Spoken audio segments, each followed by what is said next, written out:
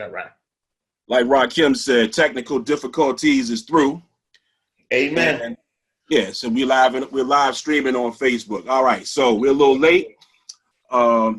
Please pardon us, but I'm with the legendary MC G.L.O.B.E of the Soul Sonic Force. You can see the Gold Planet Rock record to his right. What's up, my brother G.L.O.B.E? Everything is good. Everything all is well. Thank you very much. Welcome everybody who had taken time out to tune in. We apologize for the slight delay, but we are here. Yeah, we hearing live, brother. We hearing live. So since we started late, let's get right into it, my brother.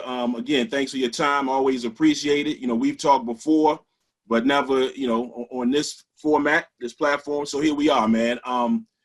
Tell me first, your name is an acronym, and a lot of people don't know what does G.L.O.B.E stand for? What does that acronym represent? Oh wow. Well, I'll put it this way. In the heat of the darkness, I come like an earthquake. Come with the harsh like my mother's been gang raped. Sit like a deadly plague, ravishing on stage, raised like forest blazes and raining on them for days, coming to kill a haze, making it front page, doing this all day, doing this every day, shaking, I suffocate anyone trying to bring the hate, I'll eliminate, devastate, regulate, and obliterate, make it go fast now, towards disaster, heat the worst for casters, and rappers are rap talk, they are the enemy, they're really no kin to me, although they pretend to be, but they really offended me, I rip them like skin of meat, mad like a savage beast, mad like a madman, ravishing through the streets, MCs mad at me, becoming casualties. Catastrophe has to be if I know that they after me. Come and get G.L.O.B.E done. It ain't nothing nice, son. I rain like a great flood and flow like the Hudson. It's the edge of extinction. When I breathe in your region, tell me what were you thinking when you're dead, you're stinking now. So in other words, God loves our beautiful earth, G.L.O.B.E. Or in other cases, it could be G.L.O.B.E lives by example, G.L.O.B.E lives only by example. Okay. Or it could mean God loves our black entertainers. But tonight, it means good looking out for the best ever. One of the best ever. Wow. So the acronym is a living acronym. It changes depending on the date and time, right? Exactly. Transform. You always been an abstract cat, and I respect that. So let's go into some early Bronx history. Tell me who your musical influences were coming up, not in hip hop, but pre hip hop, pre rap music, pre hip hop culture. What were your musical influences? Wow. Well, let's see. If we're talking straight up hip hop, that's your question? Yes. No. Before hip hop, before there was a hip hop. That's what I thought you said. Your musical influences. Right. I was the the chubby little guy in the bed, 12 or 1 o'clock in the morning, listening to music that my parents were playing, and that would range from, oh my goodness, jazz, R&B, soul, blues, many different multiple artists. And I was a chubby little kid. They would come wake up in the morning to come out and dance in the middle of the living room floor. Mm-hmm. So that went on. My brother, he was a DJ, and he was influenced by Earth, Wind, and Fire. Major influence, Earth, Wind, and Fire, Gap Band, Roger Zapp. A lot of single hit record artists like Strafe, Chic, that type of club type setting music. Rock and roll, I got into that because of certain friends I had. And I was just influenced by all genres of music, period. Different rhythms, different tempos, concepts. My mother listened to country music every now and then. So, it was just a total exposure to all genres of music. All genres, okay. So I'm going to fast forward a little bit. You become this new phenomenal art form comes to the Bronx and later other boroughs. What's the first time that you witnessed this, any of the elements, but particularly MCing? Who was the first one you witnessed, and especially the one that made you say, okay, I want to do that? The first MC. Well, let's Or see. DJ. First, the Herculoids, Cool Herc were the first DJs. First voice I heard on the microphone was Herc's. Then it was Grandmaster Flash and the Furious Five, 63 Park, Grand Wizard Theodore, and the Fantastic, L Brothers, and then of course Funky 4+1, Brothers Disco, DJ Barron, DJ Breakout, Jazzy D.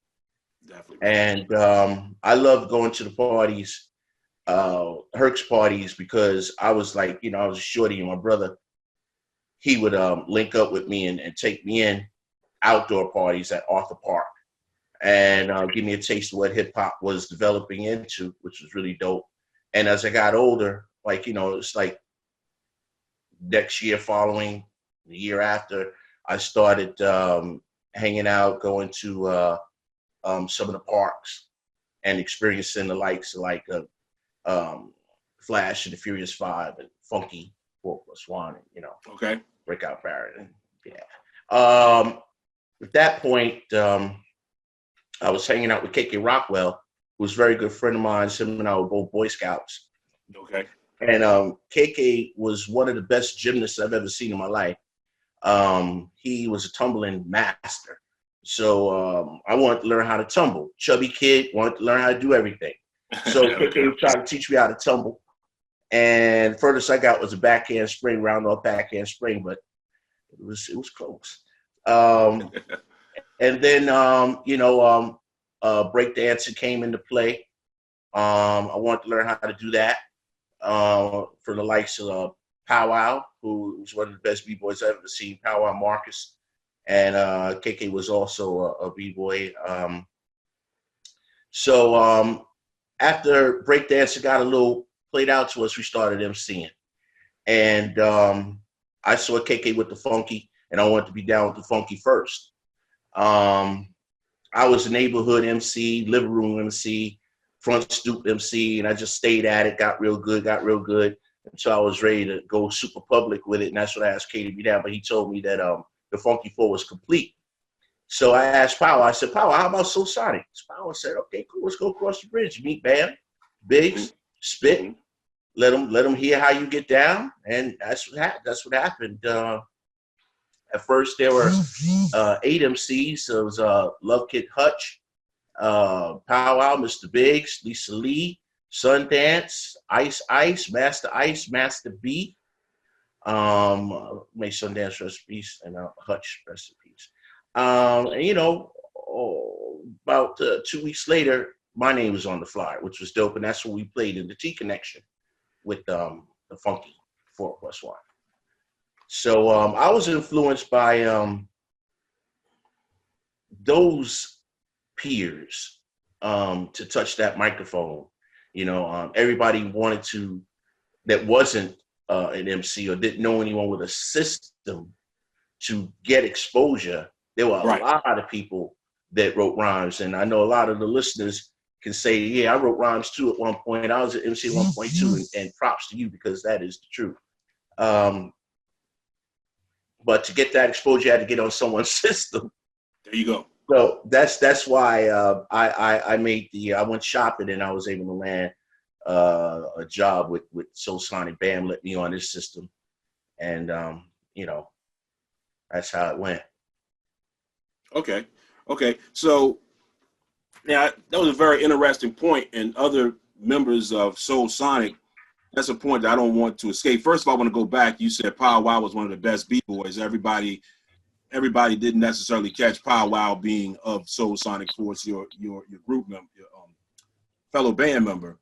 But as well, the Soul Sonic Force, I just want to reinforce that, was not just Mr. Biggs, Powwow, and MC G.L.O.B.E. That's what we heard on record, but it was a movement of different people moving in and out of the group at one point. Lisa Lee. Yes, actually, let me put this in for my boy Anthony Holmes.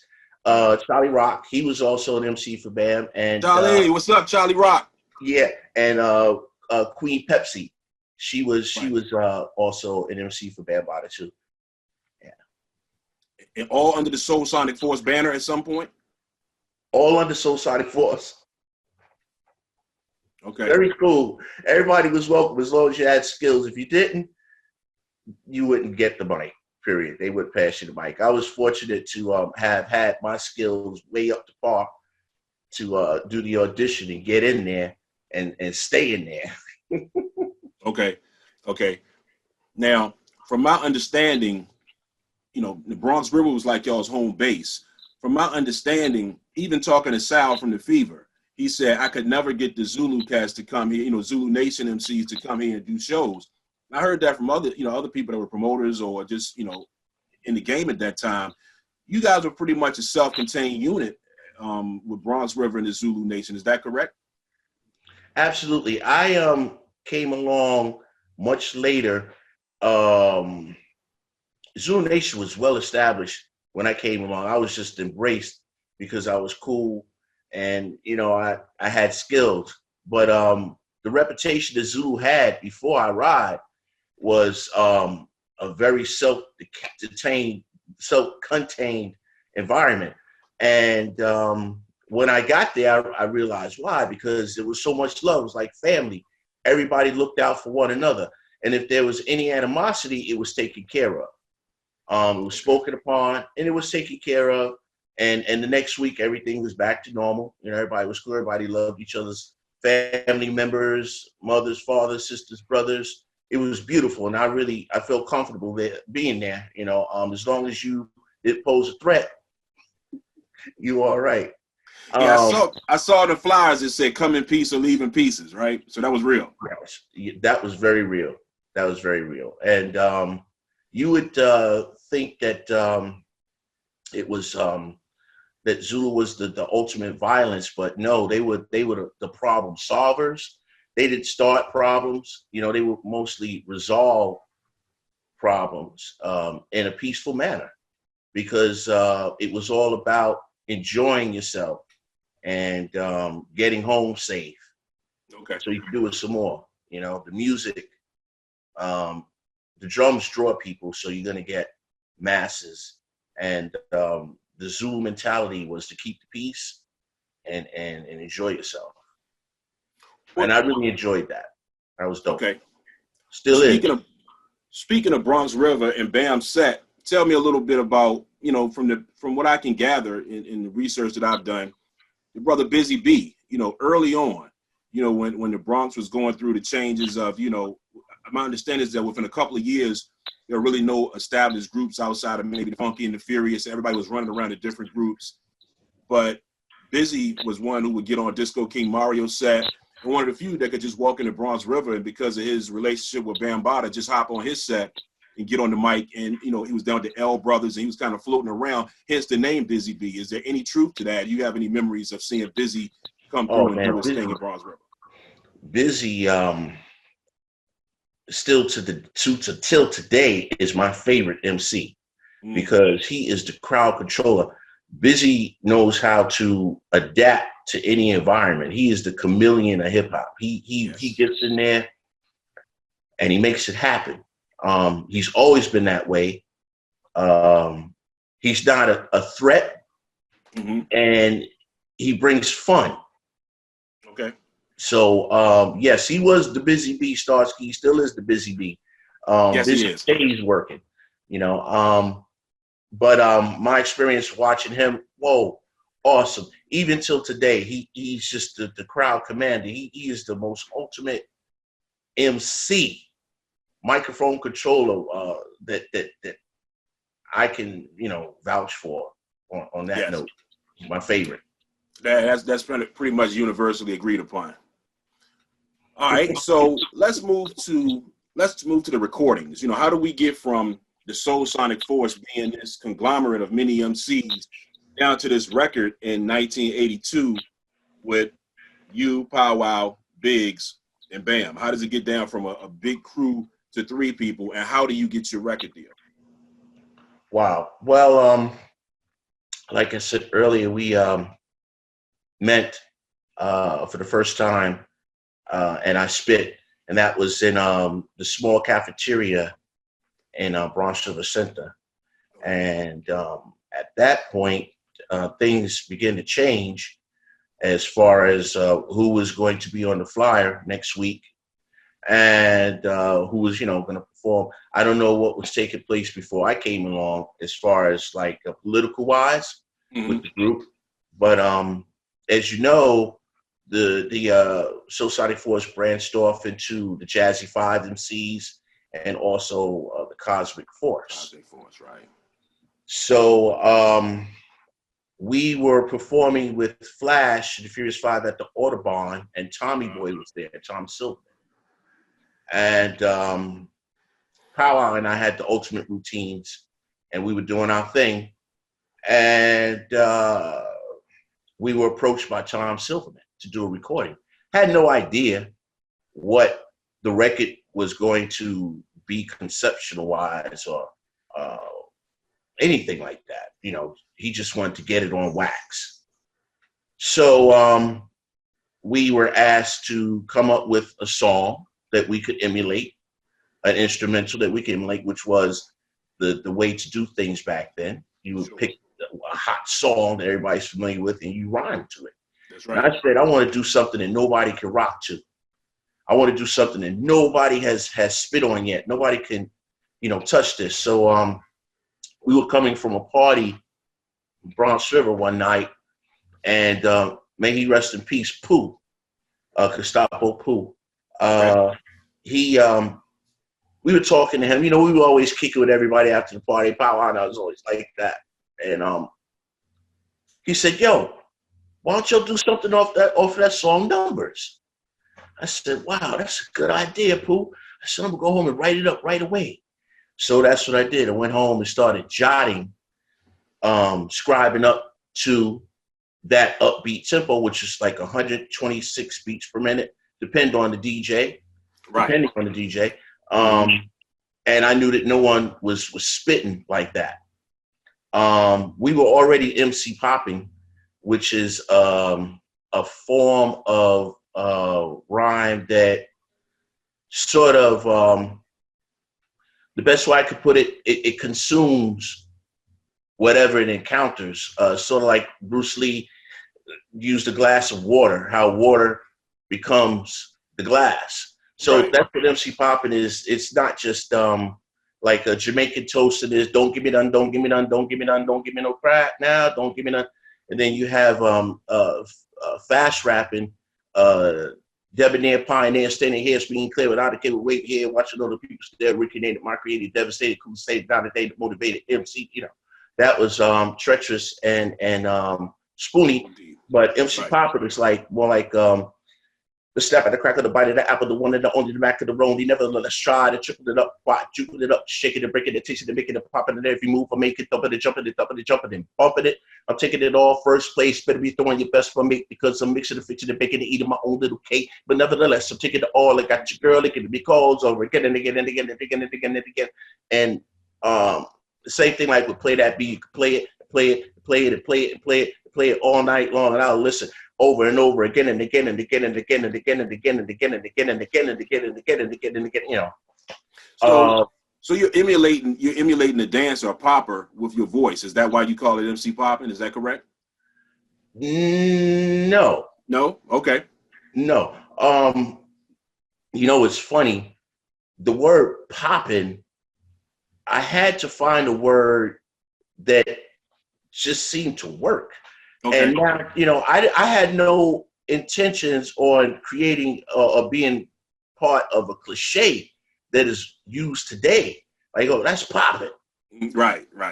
Had no idea that poppers were going to call their form of dance popping. It just, I guess I got zapped to use the word popping, MC popping. I like the way it sounds. Yeah. That's how that came about, the title for MC popping. But I did get into popping with Mr. Wiggles and Fable. They taught me how to do a whole lot of stuff. And Wiggs told me that he would, like do moves to the way I was rhyming, which is really cool. That's a great what's the word I'm looking for? Credit. Right. But you know, Yeah, MC Poppin is all audio. It wasn't anything visual. It was Right. like I would hear what a song was doing, and I would become the another instrument to complement what I was hearing. Gotcha. Right. Gotcha. So the fast talking part of it, that was battle mode. That was just in case I had to go into battle mode. I had some fire for them. But it's time to chase your dreams. That's MC Poppin. You got to rock MC Poppin because in the century and there's no triplets there. It's just melodic. So Yeah, I understand. I totally understand. So let's go back a little bit with that. So you talked about numbers, and I think Trans Europe Express as well is kind of embedded within that beat to Planet Rock, maybe, or the influence of Trans Europe Express at least. Well, Planet Rock is definitely built off of numbers. Mm-hmm. If you listen to the snare and the kick pattern, Definitely numbers. Trans Europe Express was incorporated through a conversation that Arthur Baker was having with one of the Rockers Revenge, one of his groups. And the gentleman said, you guys need to incorporate something just as current as numbers. So why don't you use Trans Europe Express? That's how Trans Europe Express came. Oh, wow. Wow. Then there was the Mexican. Bam came with that idea. Then there's the break in Planet Rock where you have the climax where the keys are going upscale. That's Super Spur. Mm-hmm. So there was a lot of figures in the pie of creating that classic. You asked me if I was responsible for the style. Yes, and for the main verses, absolutely. Pow Wow, he came up with actually the Rocket Don't Stop It. I just put a swing to it. Arthur came up with the rock to the planet rock. I just put a swing to it because originally he was going to go rock to the planet rock. But I said, put a swing to it, rock. The title Planet Rock, Tommy Boy came up with that, if I'm not Okay. So, and the rest is history, man. Boom. Now you can't get off that easy with Planet Rock. Hold on now. So with all respect, brother, Sure. it's time to chase your dreams. How about you see, make your body swing, socialize, get down, let your soul lead the way. I mean, that's such an abstract. And I was telling you, my 17-year-old son, when we would ride around and I would play old school music, he's like, Dad, they're not really rapping. They're almost like, he didn't use the word harmonizing, but he was basically saying that. They're like doing a singing thing. And I'm like, yeah. Now I think about looking for the perfect beat and Renegades of Funk. And I'm like, really, they never straight rhymed on any of that stuff. So lyrically, did everybody write their own part? Or did you write the main part and everybody fill in? How was the writing on Planet Rock? Well, I wrote all of the main verses. Okay. And looking for the perfect beat, Arthur asked me, he said, listen, I need you to scribe up something about looking for the perfect beat. No problem. He did the same thing on Renegades of Funk. Scribe up something about Renegades of Funk, which Jack DeLoca, Rage Against the Machine, we did, which is dope. Right. They covered that song. That's like, right. Wow. Big up John Roby. What's up, John Roby? Yeah. John Roby, that's my dude, man. John is a talent. Good brother. Talent. But the reason why the flow went the way it went was because I wanted to incorporate everyone in harmony as a group. Like the Furious Five, make 5 voices sound like one, 5 MCs sound like one. Mm-hmm. So the breakdown for Planet Rock is it's time to chase your dreams. That's Mr. Biggs. Up out your seat. That's Pow Wow. Make your body sway. That's me. Socialize. Me. Get down. Pow Wow. Biggs. Let your soul. So you're doing it in harmony. And that's just how the universe works. I made it easy for everyone to sing, and it worked. That was a beautiful piece of music, man. Like, but where were you mentally? I know it's been a minute, but I was in Crotona Park. I was in Crotona Park. I spent a lot of time in Crotona Park walking my dog. And you did a lot of writing. You did a lot of writing in Crotona Park. You told me. Majority of it. Yeah, that's very interesting, that place, because Raheem told me that him and Mel actually wrote Flash to the Beat, There was a party at night. They wrote that routine walking through Crotona Park. So that's crazy. And things still happen at Crotona Park every summer. So that is Yeah. magic there. Yes, But definitely. that's where you were physically. But mentally, for you to say, we know a place where the lights are hot. It is a house. That came from uh, me hanging out with my brother, him sneaking me into Bentleys and Pegasus and Broadway International, Justine's. He get me in there, and I would sit back because no girls would dance with me. They knew I was a kid. This chubby little guy doing up in here. I'm sitting in the corner watching, and it dawned on me that this is a lifestyle. So when I was writing, anything I wrote was based on the lifestyle in the club.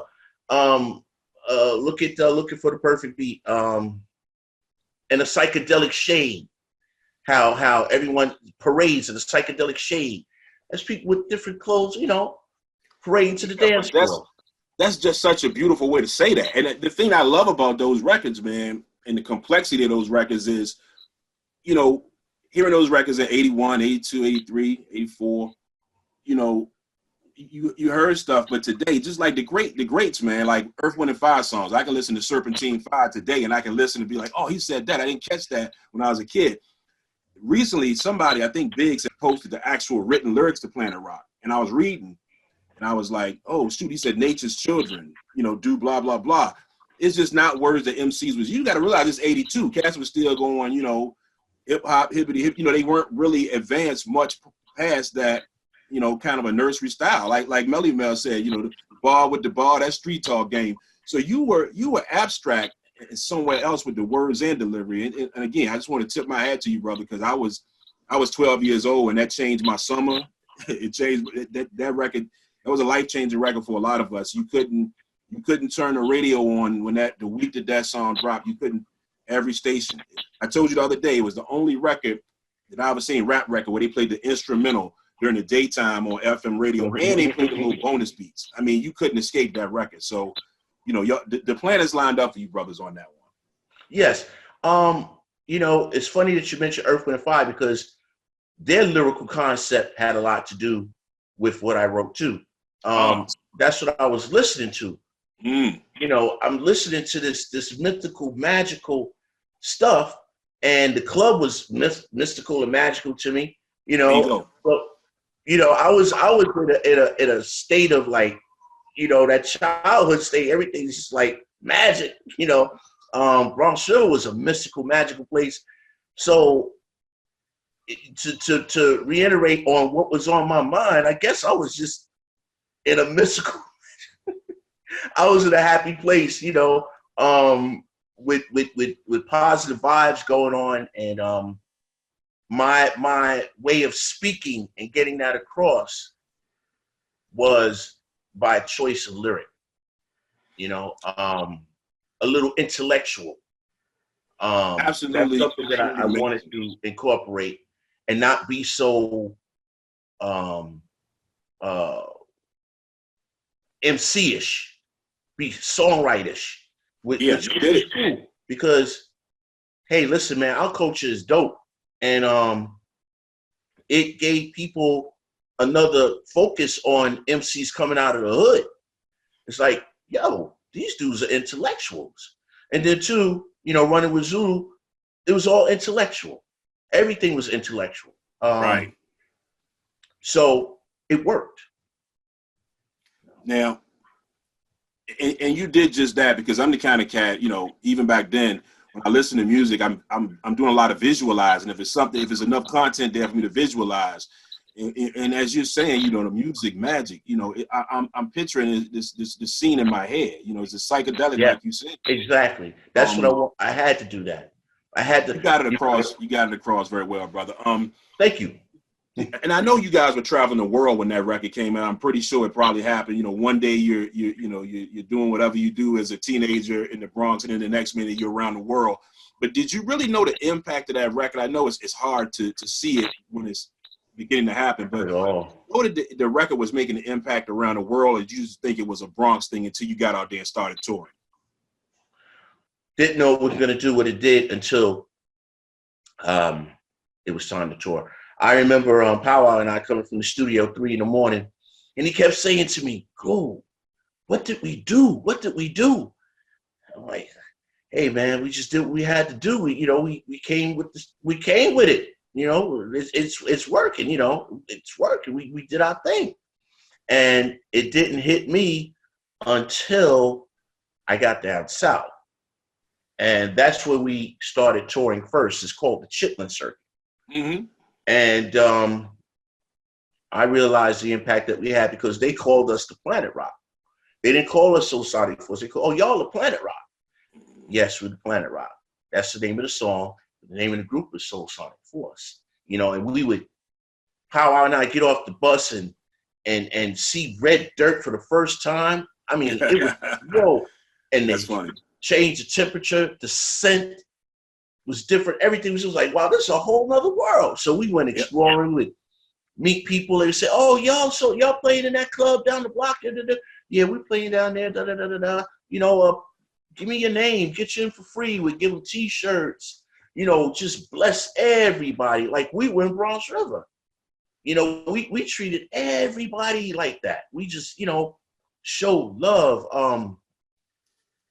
And it was wonderful. When we got overseas, that was completely, now we're speaking a different language now.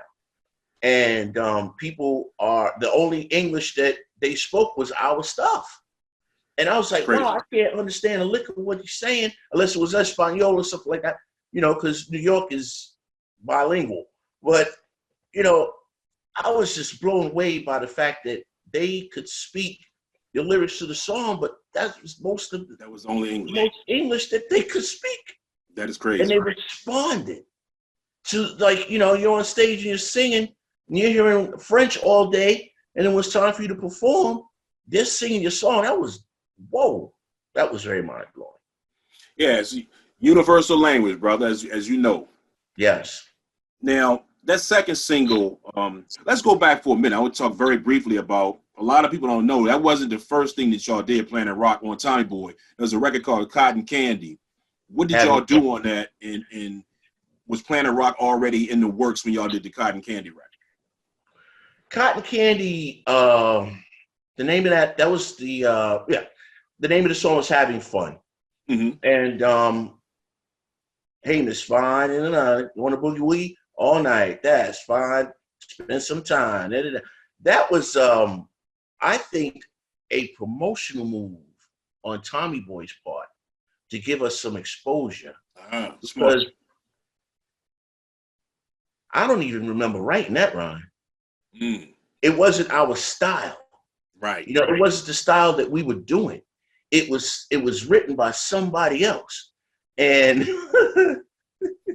I remember saying, garbage, it's not me, man.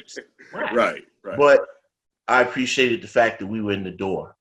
Yeah. And I remember Bam saying, listen, we're in the door, just do it. And if you listen to that song, we were all speaking at the same time, and that wasn't our style. We would always break it up.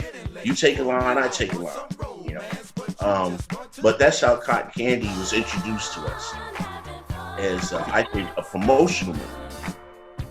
Yeah. Gotcha. Well, when I still a classic. Yeah, a lot of people have never heard it. When I talk about it, very few people, except real avid record collectors, know about it. So when I edit this and put it on YouTube, that'll play so people can hear it. Definitely. Cool. So, all right. So looking for the perfect beat, a perfect follow up. Some people say better than Planet Rock. Some people say just as good as Planet Rock. It didn't have the impact, but it was a damn good record. I know you seen. I think it was Kings of Comedy with Cedric the Entertainer when he's mimicking breakdancing and how we danced in the 80s, and they throw on looking for that was dope. It's like, not only is Planet Rock synonymous with that early dance, looking for the perfect beat is as well, and it was a perfect continuation of Planet Rock. And again, that's just what you were saying was just so, you were an abstract cat. You were out there. The cadence was abstract, but the words were abstract as well. And this was, I'm sure, you just continuing what you had already been successful with the first time. Yes, again, it was geared to the club, and I had learned from live performances doing Planet Rock that it was a little difficult for us to do the exact format delivery that I intended. We were younger. People got nervous, so they was overlapping other people's lines. So when I wrote Looking for the Perfect Beat, I made it one chunk of voices. If you listen to it, we're all speaking at the same time, except for the end, keep looking, searching and seeking, finding, looking, keep looking for. That's all harmony too. But there's certain parts of the song where we break it up, but majority of the song is one voice all at once. And the lyrical concept, like I said, was just geared towards the club. I started making a habit of it. I would go to the club just to come up with song ideas for writing. Perfect Beat, I've heard that it was our better song than Planet Rock. I think it might be technically better, but for myself, I think that we have an emotional connection to Planet Rock because it was so big. But technically, I don't know. Perfect Beat is up there. But let me ask you this: I know a lot of people don't like to give their age, but when you did Perfect Beat, you're a teenager at that point still. I was I think I was 19. Yeah, 19 I was. Yeah, about 19. So you're still a teenager. Because Yeah. I'm listening to the lyrics again.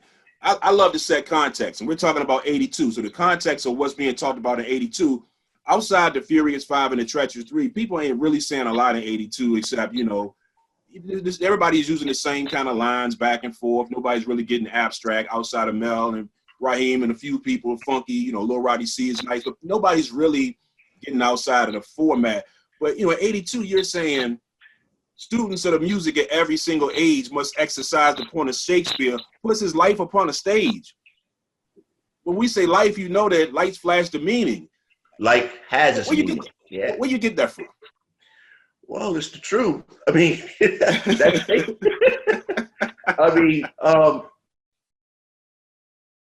it was something it was my education I had learned. We're a product of what we learn and what we experience. So it was just oozing out. But that's how that came up because it was true. I mean, you look at people, it's everyone's performing, portraying a certain character. And it's cool, but that's where that came from. Just knowledge of, basically. But was there a lot of cats walking around the Bronx saying, no, Shakespeare puts his life upon a stage? Not on a stage, upon a stage. When you say life, that life has meaning, our music, we find pleasing in all things we want to keep teasing. Yeah. And you had so many different hooks and choruses and catchy things within it because you had looking, searching, seeking, finding is his own kind of refrain or hook or whatever you want to call it. But then you had, if you're looking for the perfect beat, people, well, here's a perfect beat for you. That's a hook. Oh. Then you had looking for the perfect beat. You had at least 4 or 5 hooks in there. Yeah. So even outside of your verses, if people didn't remember the verses, they remember those parts. And those records were you talked earlier about not just wanting to write a rhyme, but write a song. Yes. That's a hell of a song. Thank you. And that's it all boils down to competition because as an MC, we're competitive. I don't care who you are. When you're on your microphone, you could be with a crew. But when you're on your mic, you're the man. You're down with this crew, but when you're doing your thing, it's your show. So we wanted to make a point of that as far as like once I found out how powerful our music was and the interviews I was doing and the respect that we were getting, Jay, it's like, whoa, I gotta step this up. We gotta hold this position for as long as we can. So I would hook you, quote unquote, to death. Def Jam. But anyway, I will hook you. I will hook you, and that was a way of sort of assuring the fact that people would remember your song. If they didn't remember this part, they remember this part. Everybody has a favorite part of a song. You did it. You did it perfect. That was my approach. You did it. You did it. Now, speaking of the competitive nature of the game, I want to know if you knew this. I was talking to Melly Mel recently. What's up, Melly Mel?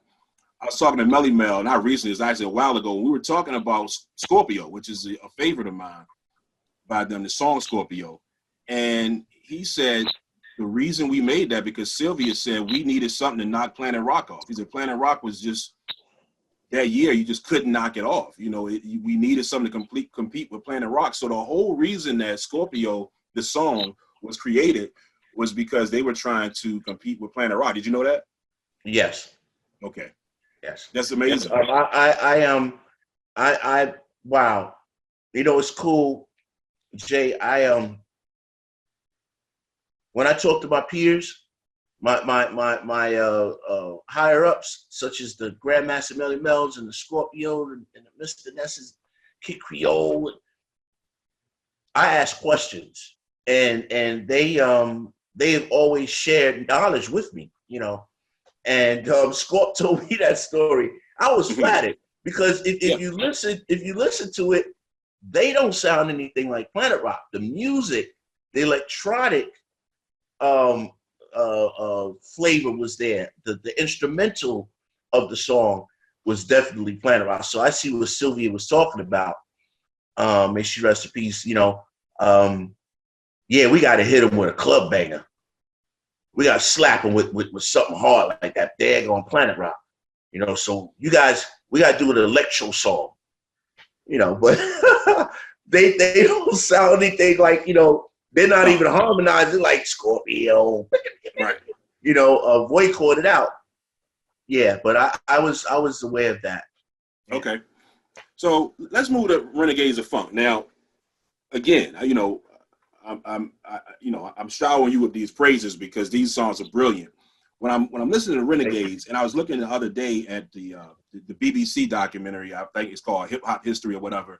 You know, and they show y'all going through Crotona Park, and they show some very rare footage of in the studio, the behind the scenes of you guys making Renegades of Funk. And I was always a listener to the lyrics. I know on the original song, you saying, you know, about the Martin Luther King, Malcolm X, and the Renegades, but on the original one, and apparently you guys cut it down. You're talking about Hannibal and Yes. name 3 or 4 extra Marco people. Polo. They got horrible. Right. Again, you know, you guys at that time, you're still, you know, late teens, just out of your teens, and you're talking about these great historical people. And for me, a cat that was probably 13 when that came out, that had a hell of an impact on it, on top of just an incredible beat. But it seemed like y'all kind of slowed the tempo down a little bit, and no vocoder in this one. We had some vocoder-like sounds in Looking for the Perfect Beat and Planet Rock. Do you know whose decision that was to kind of, I mean, it's still in the same vein of the other two, but it's a little bit decidedly different. Do you know whose idea that was and why? Well, what had happened was for the prehistoric ages and the days of ancient Greece on down to the Middle Ages, planet Earth kept going through changes. That when you have lyric like that, that's right out of a textbook. That's just like, that's the history of mankind. So I spent a lot of time in the library. I used to fall asleep at my desk at home. I just liked to read and know what was going on around me. And like I said earlier, you know, you're a product of whatever you take in. So it just started oozing out. And I would think that Arthur and Roby said, man, these guys, you don't need to, you know, use this vocoder thing as much as anymore. You know, we did it to death on Planet Rock and Look for the Perfect Beat, you know. Let's sort of like let this lyrical concept come through, man. These guys are spitting, you know, G.L.O.B.E is bringing it. And I think that's what happened. And along with the fact that it may have had been mentioned amongst us, being that people were starting to use it. Let's leave that alone. We had the Johnson crew doing it, our label mates and other people. So it's like, let's get off the voiceover, man. Let's step it up. I think that conversation actually took place too. Where there was a moment where the voiceover was going to be included, and I think I don't know, maybe all of us at one time said, no, we don't need that. Not everybody's doing that now. Let's stay ahead of the game. So I think that's if I recall properly, that's what took place with that. Then the Renaissance came. Times continued to change. Times continue to change. Nothing stays the same, but they're always renegades. Renegades. Yeah. Yeah. How I came up with the names? Wow. Well, they're renegades. I mean, they're renegades. They are. They are. The reason why the other names were edited out was because the flow was different and the time factor of the song. I always had a problem with introducing MC Pop to people that just weren't used to hearing that style, and there's a lot of tape that was edited, and Planet Rock, there's a story behind that with the verse Soul Sonic Force, Mr. Biggs, Power Out, MC G.L.O.B.E, emphasize the show, we got ego. I mean, Arthur and I were barking at each other about it. He was saying it doesn't go with the record. I'm like, Arthur, listen, that's the flow. That's how it goes. And we're gonna do it like that. That's how we're gonna do it. Else I'm not doing the record. And I took my cans off and I'm walking out the door. It's like, yo, go, man, come on, man. Let's do this joint. And I'm like, yo, you gotta listen to me because I know what I'm doing. I spent a lot of time at this. Let's get this done the way, and it worked. It did. Now, look, I always wanted to know this, and I talked to Pow Wow a while ago, but I don't know how it slipped my mind.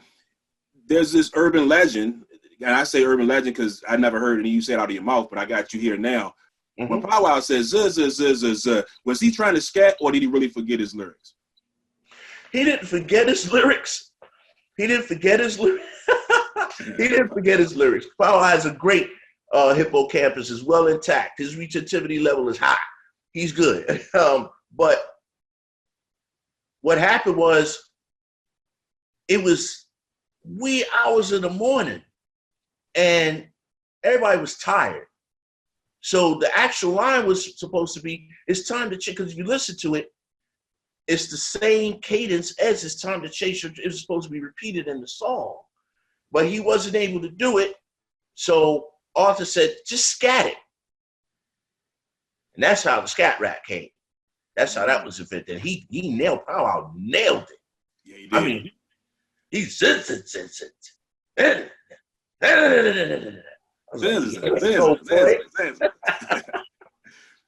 okay, so that's how that came about. That does that clear that up for you? 100%. Thank you, brother. So look, because we're about to wrap it up very soon, but I always, and I'm going to have you back. We have more to talk about, and we'll revisit at some point.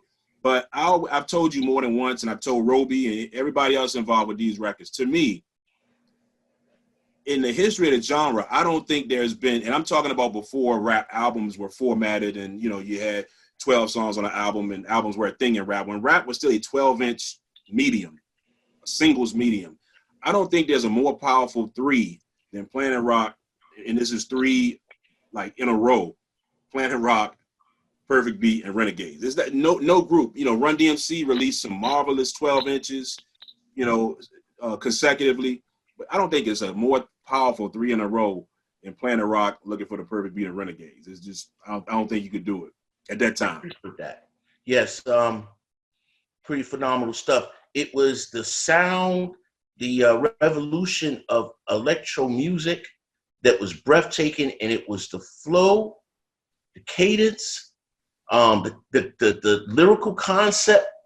It all just meshed together to create something very unique, and I'm very proud to be a part of that. I thank you for doing it. Now talk a little bit about Play That Beat, how it came about. You make it brief or as long as possible. I ain't got nowhere to go. Okay.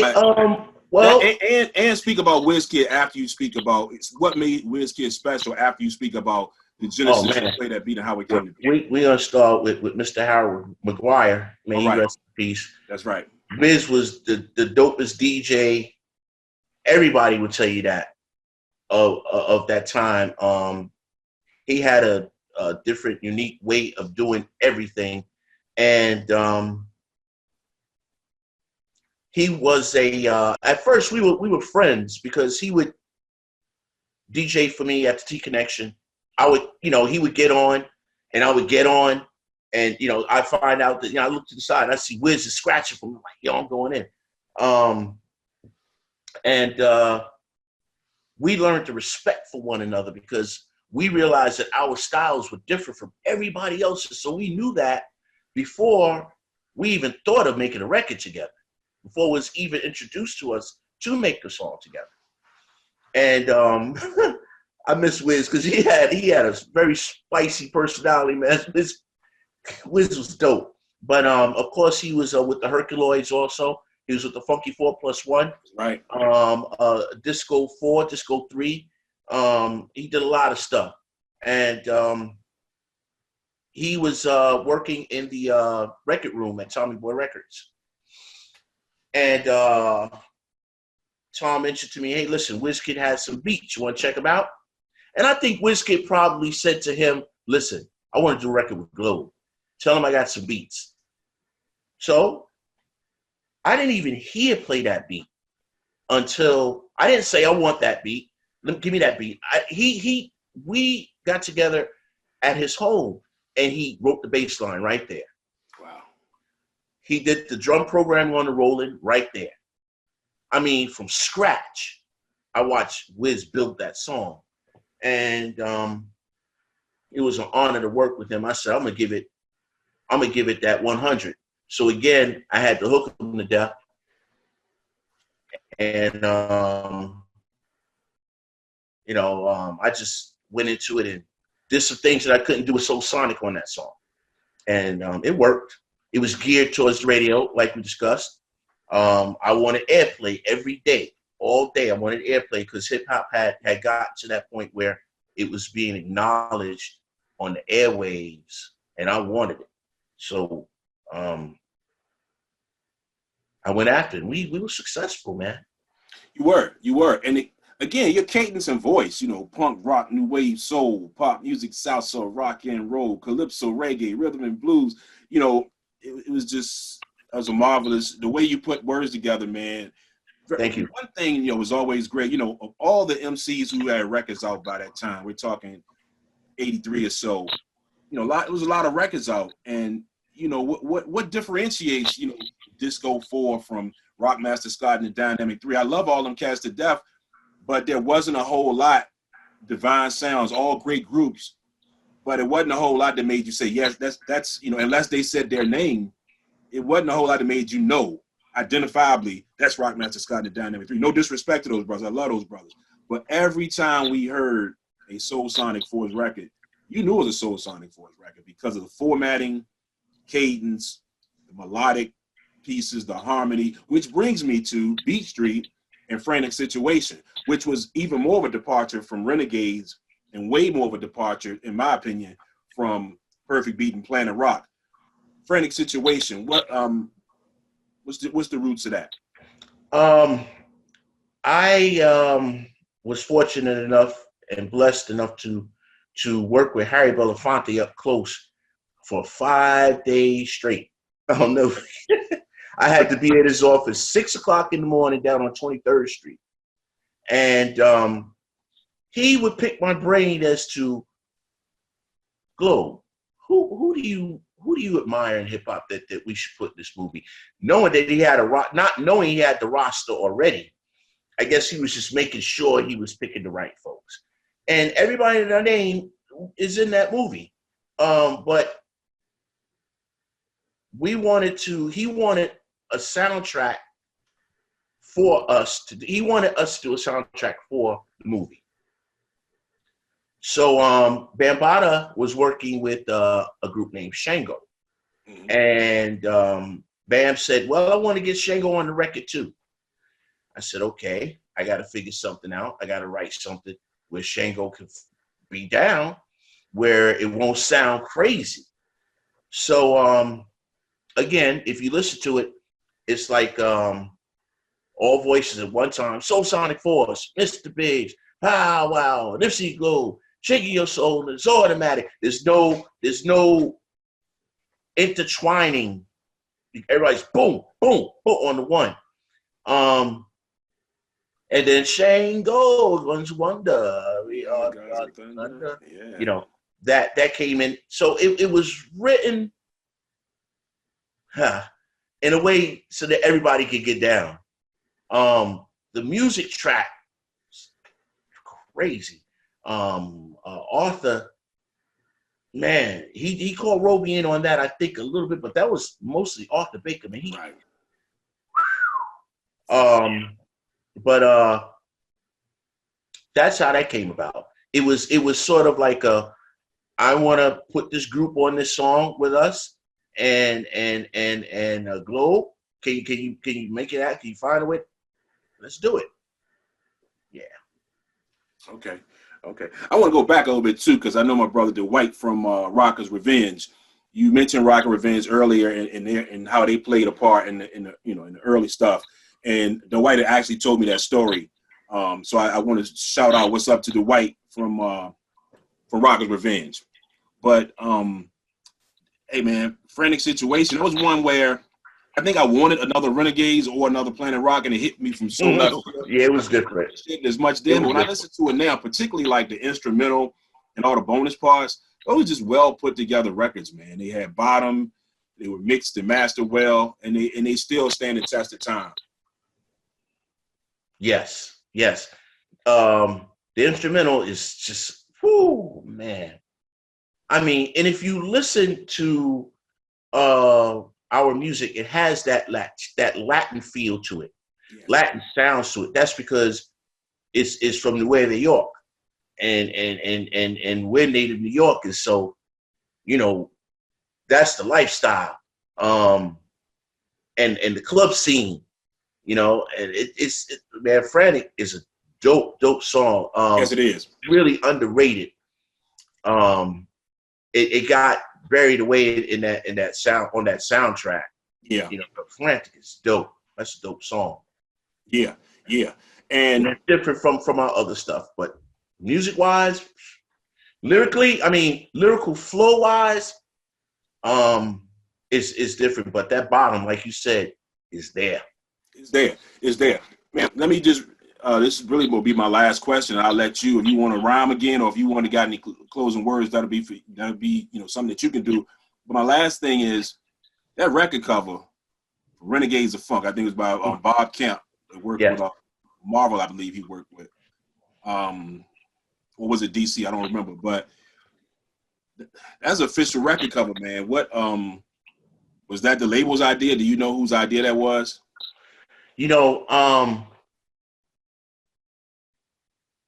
I think that was Bam and Tom's idea. Okay. Because we were like superheroes. We had that well, musically, and Zulu wise, but we it was just a good idea on someone's part. I think we may have had a meeting. Well, you know how you're sitting around and something comes up, say, yeah, it's a good idea. We got to bring that up. We got to mention that. It could have come along like that because now, while I'm speaking with you, I'm recollecting a whole lot of things. I haven't been asked these questions in a long time, if ever. And I'm recollecting what was taking place back then. And I remember us having conversations where we wanted to include that superhero look, that animated is the word I should be using, the animation. I think it was an expensive cover to do because it hit the budget hard. It was like, what? Right, But right. you know, it was well worth it because you'll never see another one like it. Nah, incredible. Yes, yes, Incredible. You know, I yes. saw the cover. I saw the cover before I heard the song. And like I always say in all my, all my pieces, my lessons that I do on YouTube, that was just the thing for us back then because there were no videos, not really. And because most of the time the record cover was the logo or whatever label it was the Blue Sugar Hill record cover or, the Tommy Boy cover with the dancing guys on the top. It's just a generic cover. And you bought a record based on, a lot of times you didn't hear it first. You bought it based on, oh, you saw somebody's name on the cover, Exactly. a producer, or you saw, something about it. And, I hadn't heard that record, but I saw it and I had to have it just off the cover alone. If it had been whack, it still would have been worth the $3.99 because of the cover. But then to take it home and hear, oh man, Yes. incredible work, man, incredible work. Thank Look, you. brother, if you got any last words or if you got any more MC Poppin Oh, or any more I gotta rhymes, say this. Excuse me. all Remember right, the days when hip hop began to pop off on your block? All of a sudden, out of the blue, the world was doing it too. Anyone really ready to battle, baby? We can go bout for bout. Forget about mouth to mouth. I'm knocking knuckleheads out. Blow up the blow, hit up the hit. The universe is lit. Combination after combination, we are all determined not to quit. Ethiopia, Nigeria, Africa, Asia, Rio de Janeiro, Israel, and Australia, all throughout the Philippines, Iran, Iraq, and Chile, to Alpha Centauri, Japanese, Chinese, Italy, Germany, France, Spain, Moscow, New York City. Students, all businessmen, law enforcers, doctors, lawyers. Here's something for you. Ticking and talking. All the hands on every clock and forever and ever's running out. But global keep on popping. Planet is whirling and twirling into hyper speed. Take it for what it's worth. To the lyric, take heed. I flip it so listen that this remission is a menace. I'll diminish it, blemish it, way before you even finish it. Can't stop this hit. Hop. So give me my props as I rock around the clock. A MC pop your block. I'm not kidding to quit. And I keep clicking as I get the mic whipping. Welcome me back like Carter from the outer nebula. It's the ultra beta entertainer, cyber laser, hyperventilating, zonar, solar powered, invisible to hater radar. I stay at it like a psychosomatic, a ragged attack at a never dragon. It's all automatic, long-winded, remarkable, incomparable, recycling rappers who marvel at this unstoppable. Hipping, the hopping, the popping, the clocking, electronic atomics. I burn oxygen like rockets off the atom, gold and platinum, diamond cut. MC G.L.O.B.E shows up. Hey, I see the sword is still sharp, brother. Yes, sir. I want to shout out all the pioneers, man, all of the founders, the pioneers, the promoters, all the five elements of hip hop, man. B-boys, graffiti, B-girls, DJs, MCs, all, everybody, man. Everybody spreading the knowledge, all the artists, man, past, present, future, all the record labels, Enjoy, Profile, Tommy Boy, everybody, man. Def Jam, Cold Chillin', big shout out to all the people we lost, especially DJ WizKid and everybody, one shout out Kid Superb, BSE, 13th highest. Happy Memorial Day, everybody. Stay up, wear your mask, wash your hands, stay at home if you can, enjoy your Memorial Day weekend. I could go on and on and on and on, but time is limited. I just want to let everybody know that I appreciate what you're doing for the culture and continue to maintain the status of this culture, take it higher, raise the bar. And remember, we are to be recognized. We did a lot of things for this country, and we need to be recognized for it. Did a lot of things for this planet, and we need to be recognized and acknowledged for it. And as a culture, we need to stay tight and keep the love between each other. Universal Hip Hop Museum, big shout out. Rocky, everybody's doing things, man. Everybody, all the solo artists, man. Kane, L, Mo, got a shout out Cash and the Cold Crush, man, fantastic. Everybody, Shad, Funky, KK Key, Rodney, Jeff, oh man, I could go on and on and on and on and on, Legends. and I love y'all, man. I love everybody. So y'all stay up and thank everybody for tuning in. Really appreciate that. And thank you, Jay, for giving me a shot to bless the planet. Very important, man. I love your historical work, your historian work. You keep that up because people need to hear the truth and the knowledge of and I'm looking forward to more guests on your show. Yes, sir. Good thing, great things coming, and thank you. I'm honored to have you again. I've told you more than once, how it's only a handful of MCs that really, for myself being an MC, only a handful of MCs made me want to rip my notebook up and reevaluate the way that I wrote. And again, as a cat that kind of approaches breaking in a record like a scientist, even as a kid, I couldn't break your records down. Like when I heard Planet Rock, it was lovely, but I was a little upset because it's like, oh, wait a minute, I couldn't I couldn't break it down like I wanted to. And that's a great thing. That's a great thing. So yes, it is. Well, you know what? Any more questions? I'm here for you. We'll talk soon, brother. And I love to have you back on, brother, so we can talk about, what you're doing in 2020. And I can tell from what you just did that, you're still in the lab. You still, like I said, your sword is still sharp. And we would talk very soon, brother. Absolutely. On that note, we got to do another segment because